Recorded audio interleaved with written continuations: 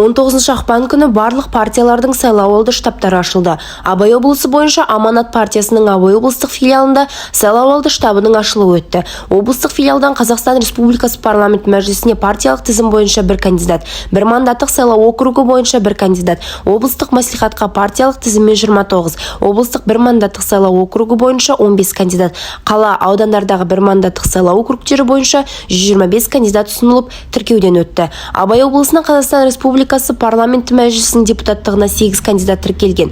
Кандидаттардың қатарында Сабильянов Нұртай, Жанұзақов Асхат сияқты елімізге белгілі өкілдерді көре аламыз. 8 кандидаттың 6-ы өзін-өзі ұсыну арқылы тіркелген. Бір мандатты сайлау округтері бойынша облыстық мәслихатқа тіркелген кандидаттардың тізімі 50 кандидатпен толыққан. 50 кандидаттың ішінде 30-ы өзін-өзі ұсыну арқылы қатыспақшы. Аманат, Ауыл, Ақжол, Республика, Байтақ, Қазақстан халық партиялары атынан 66 кандидат тіркелген. Қоғамдық штабымыз өз жұмысын бастайын деп отыр.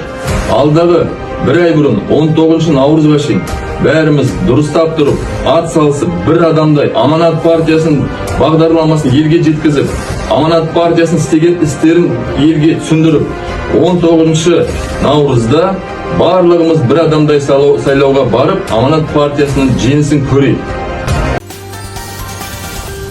Семей қаласында классикалық шахматтан 18 жасқа толмаған ұлдар мен қыздар арасында Абай облысы чемпионатының ашылу салтанаты өтті.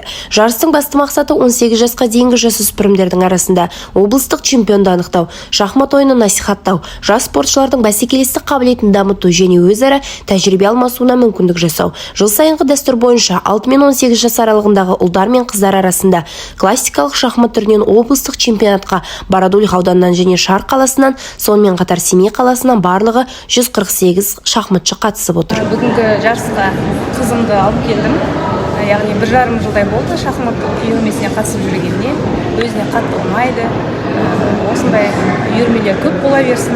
Қазақстан еліміздің жастарына қолдау көп бола берсін. Барлық қатысушыларға сәттілік тілеймін. Тек қана алға. Жарыс 19 ақпан мен 1 наурыз аралығында өтеді. Облыстық чемпионаттан үздік деп танылған шахматшы республикалық чемпионатқа жолдама алады.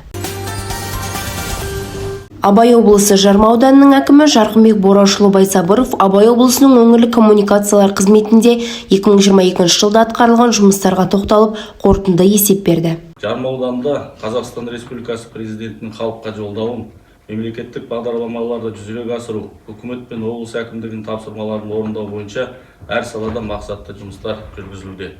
Ауданда 19 әкімшілік аумақтық бірлік, 50 елді мекен бар, халық саны 36.518 адам, жер көлемі 2.342.000 гектарды құрайды.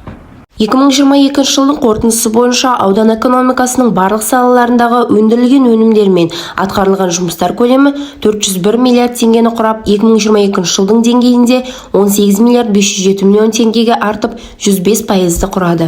Аудан экономикасының негізгі бағыты ауыл шаруашылығы болып табылады. Аудан экономикасының құрылымында саланың үлесі 10%. Былтырғы жылы аграрлық секторда 40 миллиард 89 миллион теңгенің өнімі өндіріліп, 21 жылмен салыстырғанда өсу қарқыны 117%-ды, нақты көлем индексі 101%-ды құрады. 2022 жылдың қорытындысы бойынша 652 адам жұмысқа орналастырылып, өткен жылдың деңгейінен 145 адамға кеміп, өсу қарқыны 81,8%-ды құрады. 1818 жаңа жұмыс орны құрылып, өсу қарқыны 115,9%-ды құрайды. Перспективалық жобалар шеңберінде Қалбатау ауылында 2025 жылға дейін 300 орындық мектептің, 2023-2024 жылдары Кентарлау ауылында және Суықбұлақ кентінде 100 орындық мектептерді салу жоспарда бар. 2022 жылдың қорытындысы бойынша 8940 шаршы метр тұрғын үй пайдалануға беріліп, 2021 жылдың деңгейі 102%-ға орындалған. Оның ішінде 2148 шаршы метр Шар қаласы және Қалбатау ауылындағы 2 пәтерлі үйлер, 6792 шаршы метр жеке тұрғын үйлер құрылысы пайдалануға берілген.